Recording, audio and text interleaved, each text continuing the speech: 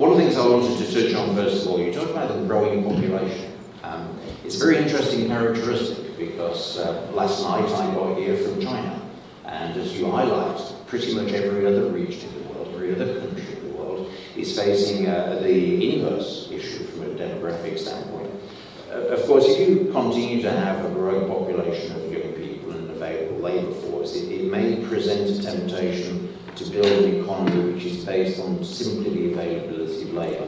Could you make some comments around the balance between a kind of labour manufacturing focused economy, a knowledge economy, leveraging automation? So Richard, that's an important point because what has started happening is that the latest data shows that India's population has started tapering down because of its huge emphasis on education and health. But even then it remains a very young population. It will remain young till about 2042. But the important thing is that there's a huge disruption taking place across the world in terms of skills, in terms of the nature of jobs and the future of jobs. And the entire process of manufacturing is getting digitized. Manufacturing, which used to be very dirty, dark and dangerous, is actually a process of complete digitization. So you need to actually ensure that your manpower of the future is totally skilled for the world of tomorrow. You are going to create completely new kind of jobs, and therefore you need to multitask them. And you need to ensure that these are new people of tomorrow are actually able to cope up for this requirement of the skills of tomorrow. Fortunately for us in India, we've laid a huge emphasis on the institutes of technology and the institutes of management, but they also need to get into completely new areas of growth. And I mean, just look at the kind of disruption which is going to take place in the world of mobility. I mean, the electric vehicles, in 4 years' time, the rapid rate at which the cost of battery of lithium ion is falling. In 3.5 years' time, you'll have electric battery almost on par with combustion vehicle. And that is the point when everybody will just switch over to electric vehicles. So you need to actually reorient our complete technical courses totally. And that is what we are in the midst of doing. One of the key things we are doing is actually to start these tinkering labs in school. We've opened about 5,000 of these tinkering labs in schools. From class 6 onwards, we provide robots, 3D printers, Internet of Things, all to students from class 6 onwards. And suddenly we find that these students are more innovative than you or me. Very good. And so building on that, one of the things you mentioned in your opening comments was around the challenge of education. There are some of us, certainly from Western countries, that go to India and find that you have levels of numeracy and literacy coming out of your high schools that many Western countries envy today. So if you see that as being a challenge, then India is certainly going to be forced to be reckoned with if you build on that. One of the elements around, as well as having a very capable and knowledgeable workforce, is ease of doing business. And you touched on that in your opening comments. And I think at the moment India is in the 60s or the 70s in terms of ease. In the 60s, 68.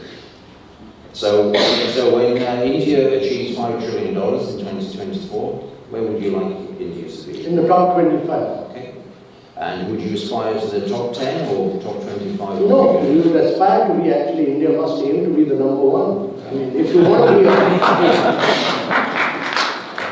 if you're aspiring to be a $10 trillion economy by 2030, then you need to make India extremely easy and simple so that people like you can come and create wealth in India.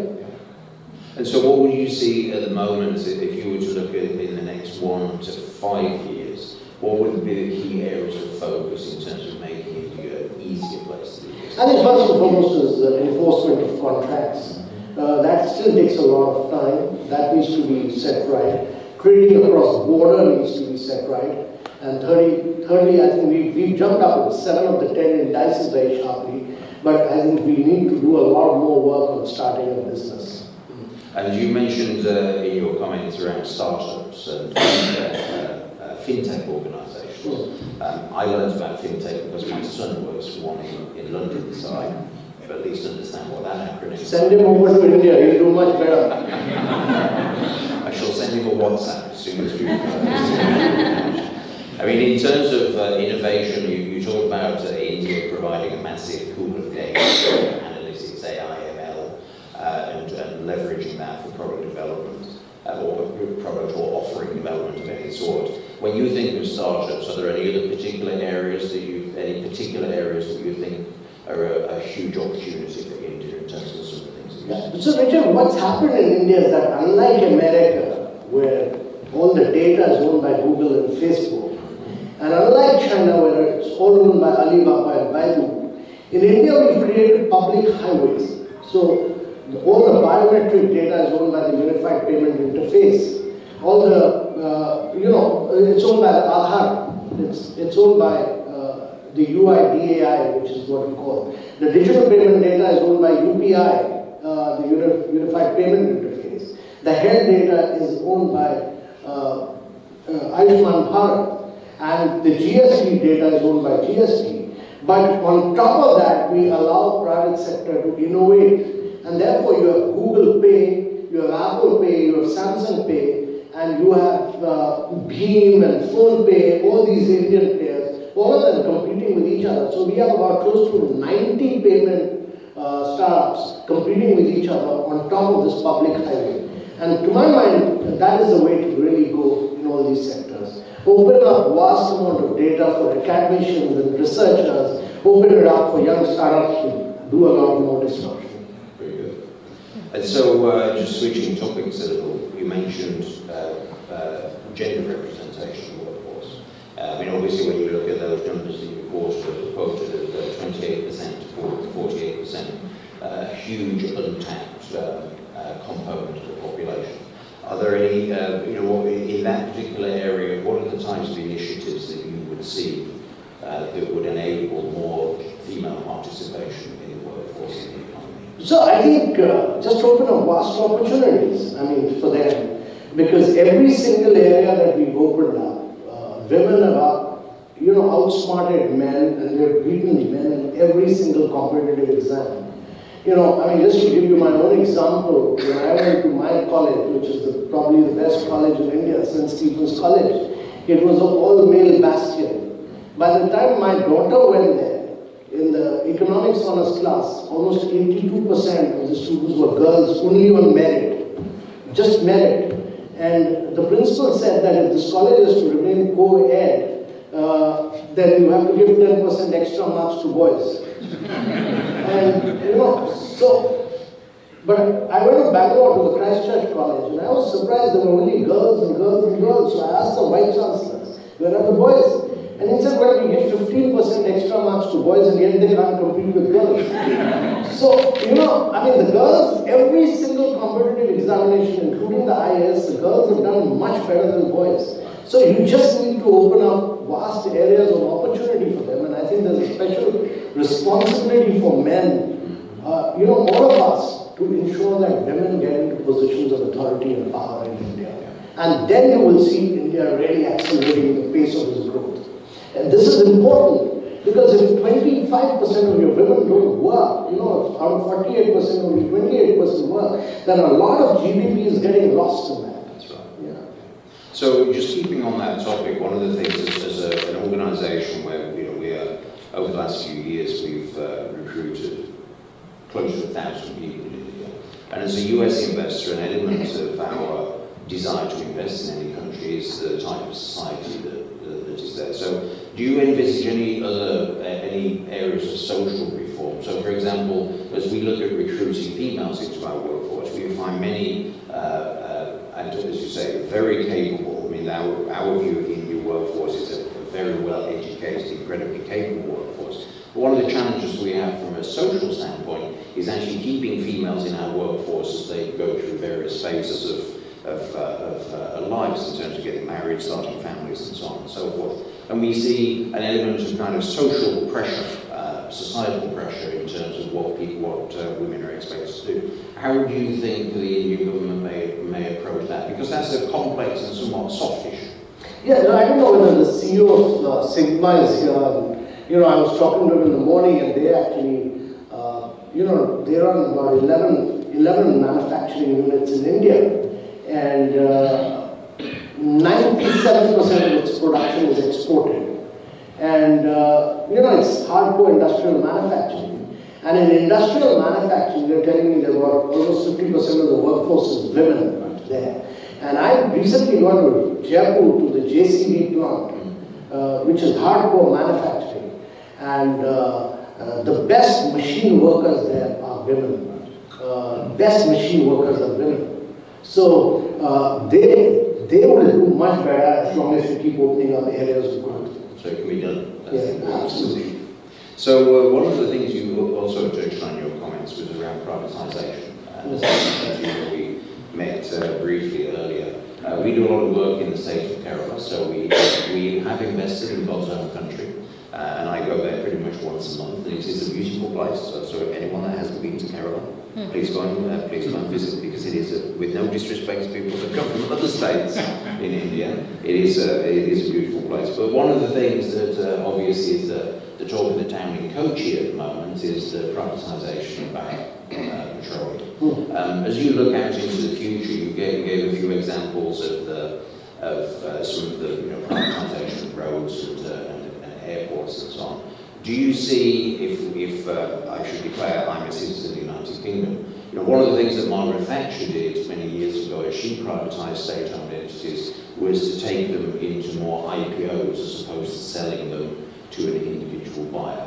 Is there a view on that in India? Yeah, no. So one is that globally, India must become far more competitive. It has to become a competitive country, and the productive efficiency of India must enhance. And public sector enterprises actually need to be, when we talk about privatization in many of these areas, we are talking about larger play of private sector enterprises, but through the stock markets. And therefore, a vast amount of, all these companies get listed. And therefore, there's a lot of dribbling of shares which take place. So you sell about 3%, then you sell 4%, then you sell another 4%. And all that share is actually going to the public at large. And therefore, in many of these companies, what's happening is that instead of the government, shareholding is moving on to the public. But in essence, in reality, what's happening is that the companies are getting managed by professional boards. And therefore, a much better level of management with a much higher level of professionalism is getting into these companies. And so whether some of those privatisations are being positioned, some of the international investors will be asking questions around some of the market reforms that you've touched on.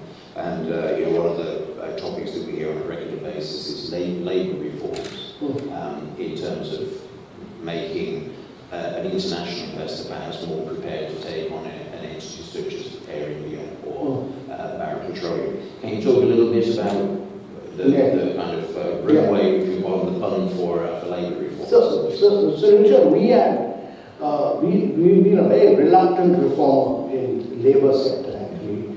We have about 54 labour laws, and it's very difficult for private sector to do any major reforms without going back to the government for these. Well, one of the key reforms which this government is carrying out is to put 54 reforms in just 4 laws, one of which has already been passed and the other 3 have gone to the parliament. The cabinet has approved, it's gone to the parliament.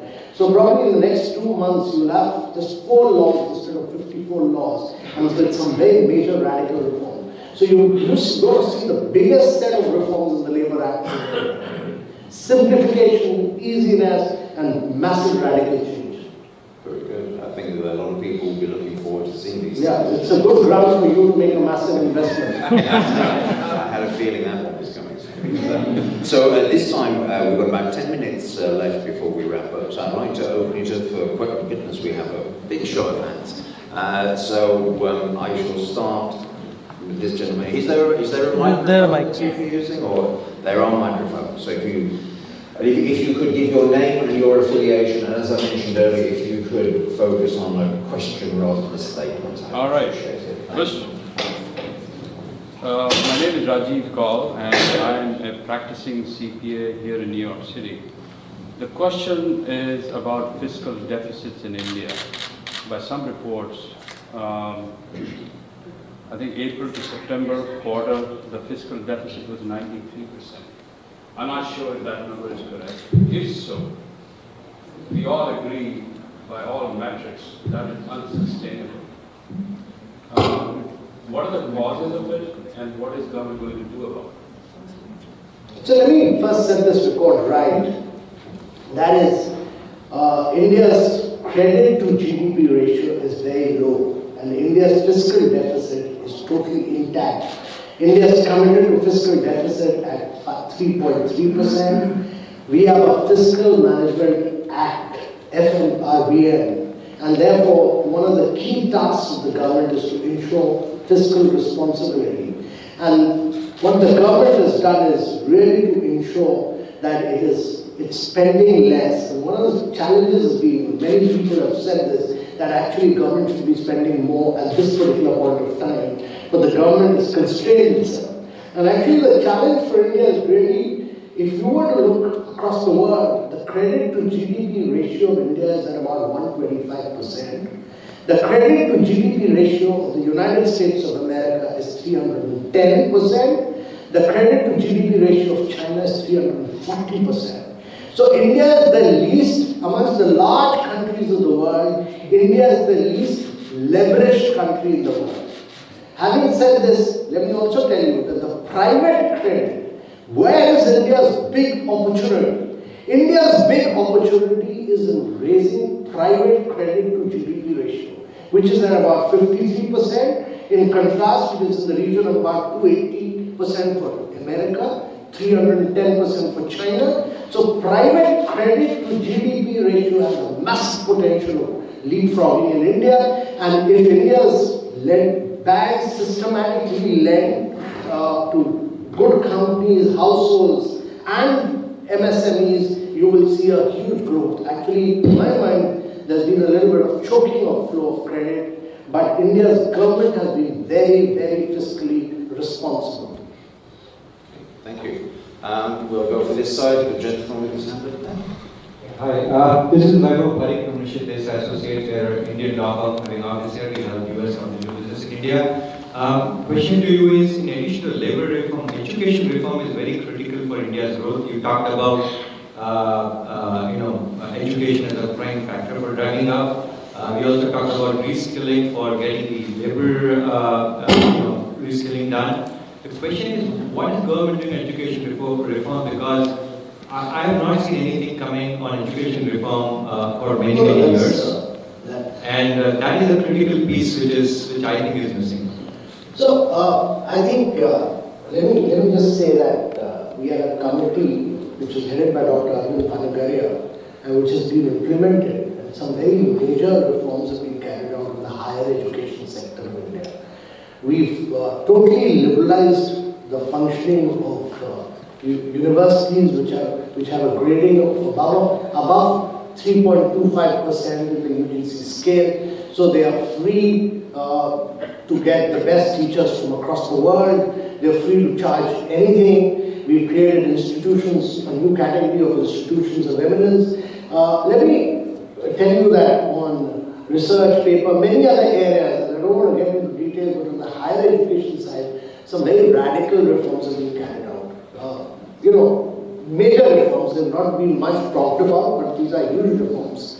And but my personal view is that we need to do much more on school education, because while we've been able to provide access of education to all Indians, learning outcomes leave a lot to be desired. And now the big movement right now is really on improving learning outcomes. Thank you. So I'll go to this gentleman here. Thank you. My name is Shri. My name is Sri Jiripalli. Our firm focuses on mid-size American and Indian companies on strategic advisory services, so helping them do deals, cross-border. And I've been doing this for more than 10 years. So one of the concerns I get from American CEOs, mid-size companies, focus on mid-size, is India. Obviously, there's a lot of awareness now, Incredible India, and some of the recent reforms. but they also get sucked into from the headlines. You might agree, you might not. Wall Street Journal, New York Times headlines. Oh, this deal, e-commerce, the rules of games have changed. So the question is, so folks are concerned that in India, rules sometimes change after you get in, and not just change going forward, but applied retroactively. So how would you assuage that? I think that was the story some time back, but there's been a huge emphasis now on predictability and consistency of policies and not altering policies at all. And I think that's why you had a massive investment by Walmart into Flipkart, which is actually close to $20 billion worth of investment in a startup company, the biggest investment made anywhere in the world. But let me also tell you that one of the Flipkart company today, just one component of Flipkart was PhonePe. And you know what is the valuation of PhonePe now? It's more than 10.5 billion. Just one part of Flipkart. So, actually that investment which Walmart has made has been a humongous success for them. We'll go for this gentleman here, and then we'll do the gentleman in the red sweater next, because he's been very passionate. Hi, Anand Ahuja. I'm an attorney by profession. You mentioned that India is a data-rich country and innovative country. In that context, what do you see the future of blockchain and self-driven cars, particularly self-driven cars, considering the traffic conditions in India?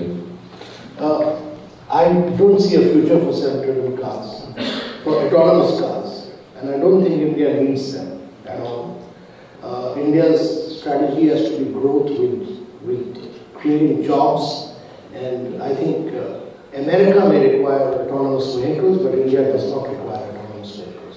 India requires shared, connected, and zero-emission vehicles over a period of time, but definitely not autonomous vehicles. And that should not be India's focus at all.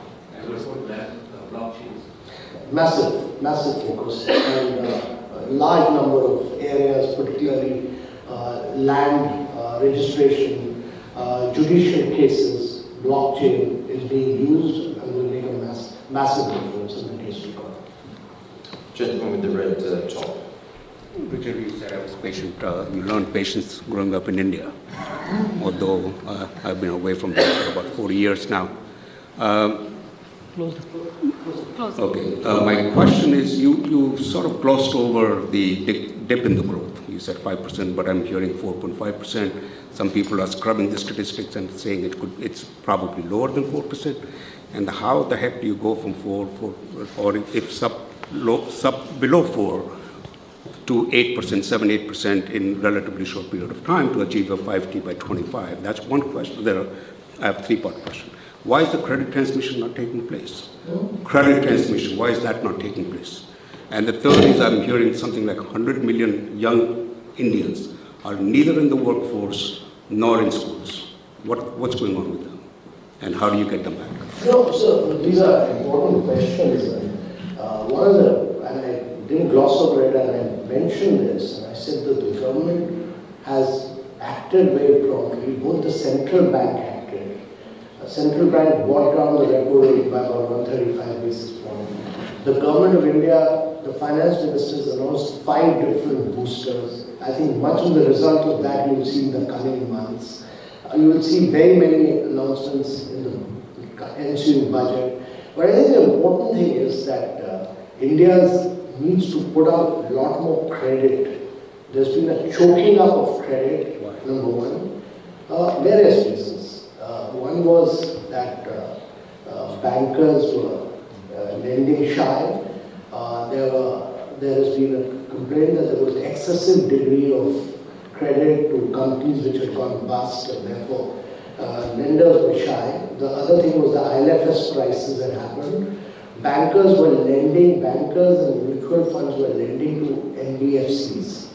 And actually, NBFCs were doing all the retail lending in India.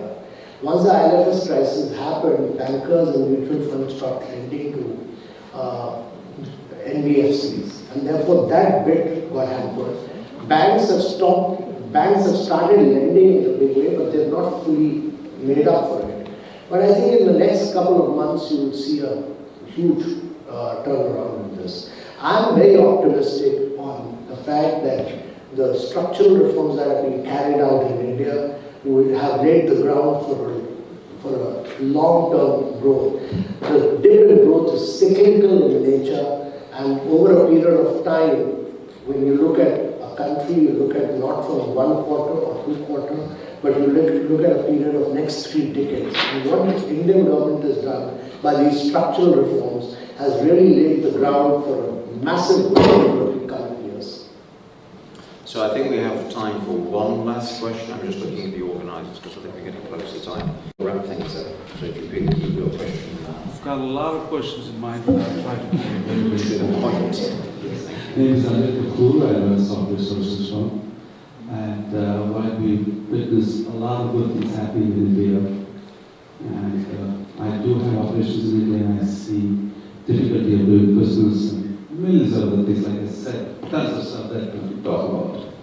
However, in your own words, Mr. Kant, you mentioned our GDP growth was like 8-point-some% as of last quarter, 2018, which dipped to 5. Some people will debate it's probably 3-point-something.